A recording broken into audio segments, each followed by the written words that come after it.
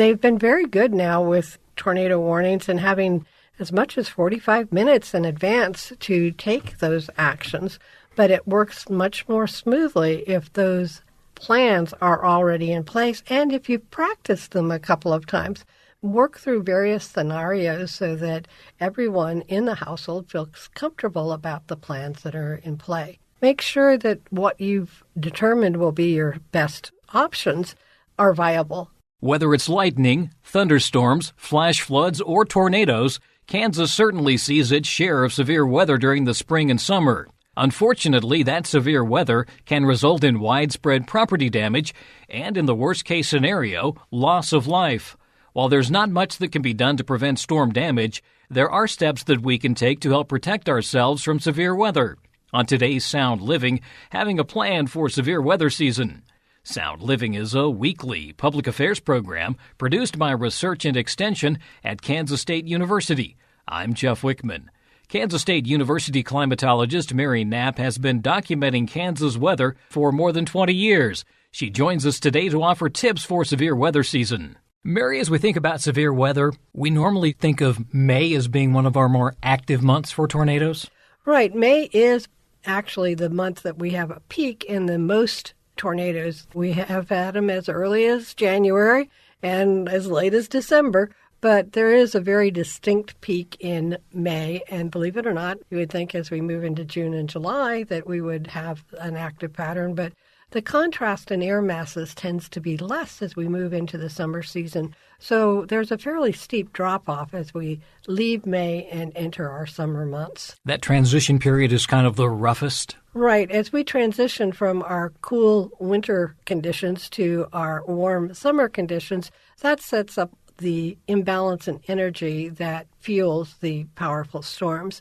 We put a lot of emphasis on tornadoes, but in fact, we really need to also focus on severe thunderstorms because those can be more deadly. Well, with a severe thunderstorm, there are several things to be considered in that.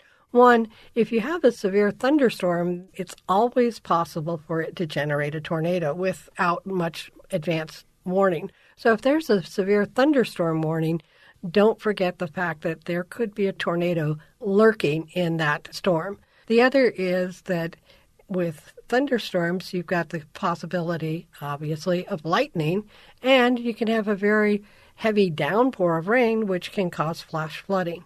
And actually, if we look at historical records, it is more common to have higher fatality numbers due to lightning or flash flooding than there are due to tornado deaths. Flash flooding can always be a concern. You don't have to have huge amounts of water to produce a flash flooding event. All you need for it to create that flooding problem is to have it come quickly enough.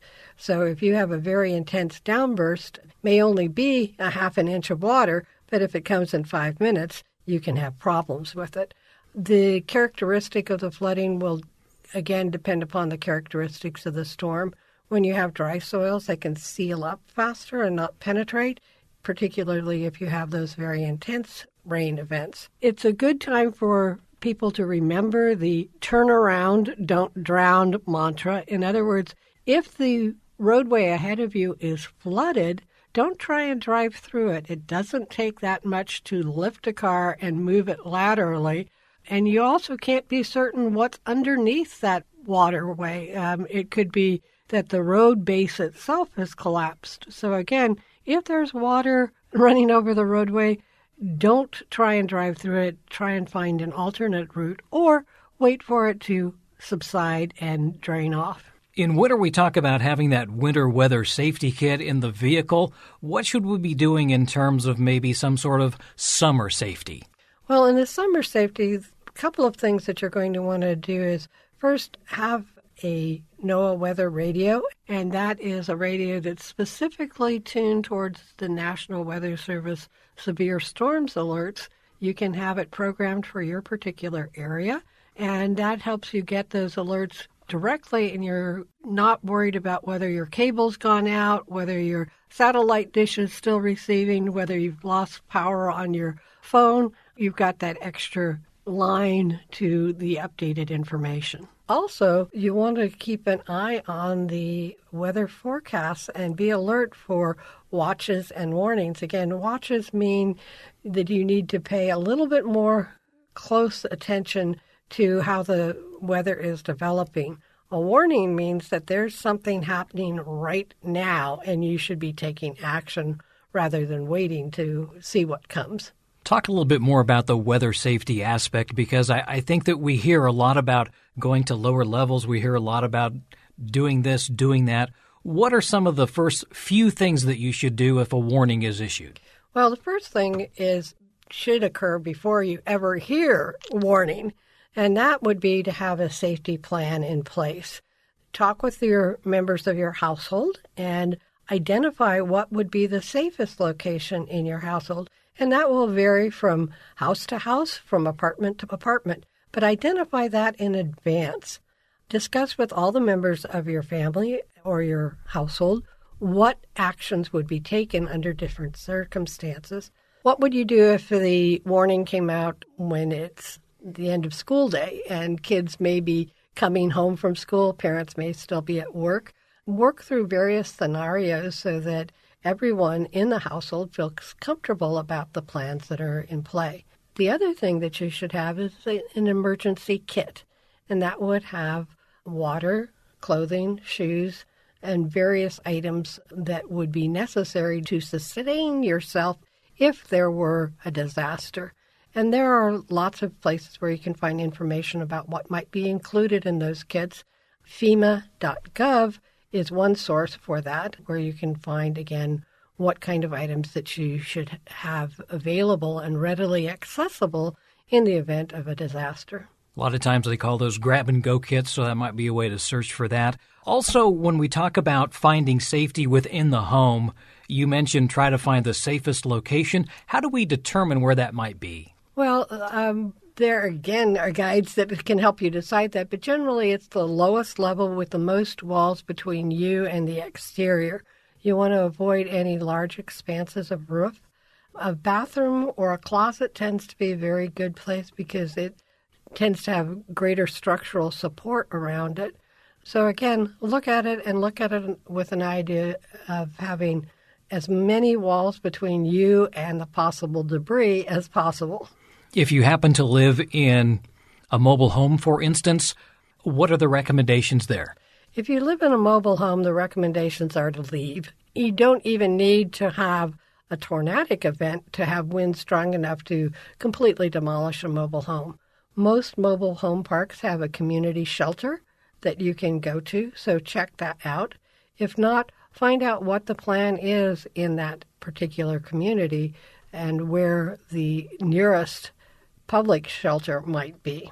And again, this involves planning, because the last thing you want to do is have to jump in the vehicle to go somewhere with the storm approaching. Right. They've been very good now with tornado warnings and having as much as 45 minutes in advance to take those actions, but it works much more smoothly if those plans are already in place and if you've practiced them a couple of times.